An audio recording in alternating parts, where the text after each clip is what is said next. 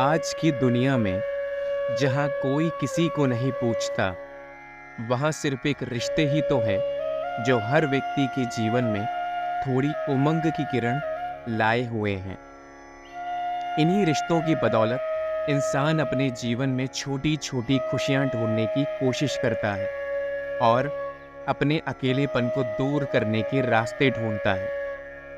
आपके सुख-दुख में, आपकी बीमारी में, आपके बुरे समय में ये रिश्ते ही हैं जिनकी आपको आवश्यकता पड़ती है।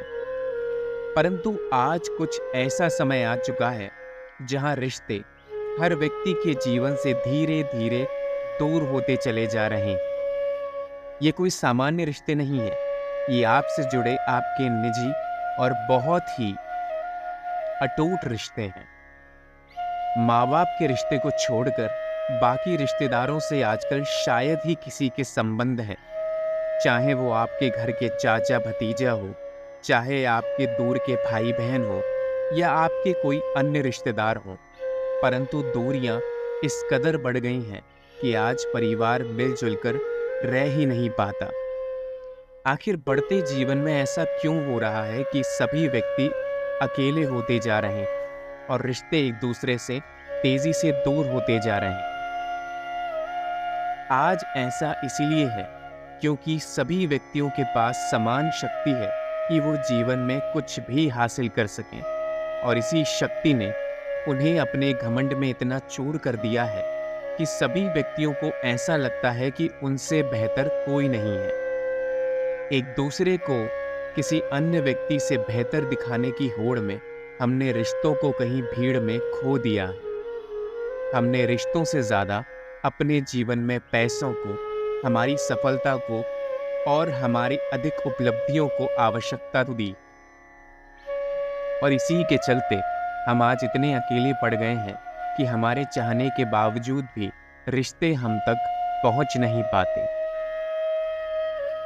रिश्ते दूर होने के और भी कई कारण हैं।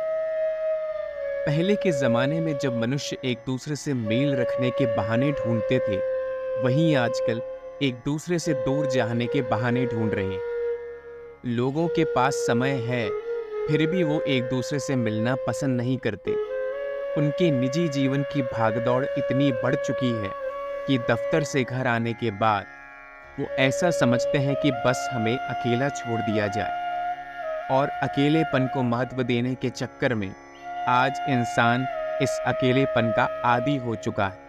उसे भीड़, परिवार, रिश्ते, लोग पसंद ही नहीं आते। बस अपनी ही दिनचर्या में व्यस्त वो अपना जीवन ऐसे ही गुजारना चाहता है, जो कि सही बात नहीं है, क्योंकि कभी न कभी आपको मनुष्यों की आवश्यकता अवश्य पड़ेगी, और कोई अनजान व्यक्ति आपकी मदद करने आखिर क्यों आएगा। इसीलिए विधाता ने ये सारे रिश्ते आपके जीवन में बनाए थे, परंतु अपने स्वार्थ में बहकर, अपने घमंड में चूर होकर मनुष्य ने ये सारे रिश्ते धीरे धीरे खत्म कर दिए। और इसका लाभ आखिर किसको हुआ? शायद किसी को भी नहीं, क्योंकि सभी व्यक्ति कहीं न कहीं अपने जीवन में बहुत दुखी हैं और चाहते हैं कि उन्हें कोई भी व्यक्ति आके उनके पास बैठकर उनसे थोड़ी देर बातें कर ले, उनके मन का हाल सुन ले। रिश्तों का जीवन में होना बहुत आवश्यक है, क्योंकि आप कितने भी बड़ी सफलता के मार्ग पर पहुंच जाएं, पर यदि आपके अपने आपकी सफलता पर ताली बजाने के लिए नहीं खड़े होंगे, तो वो अकेलापन आपको सारी उम्र काटेगा। आपको वो सफलता सफलता दिखेगी ही नहीं।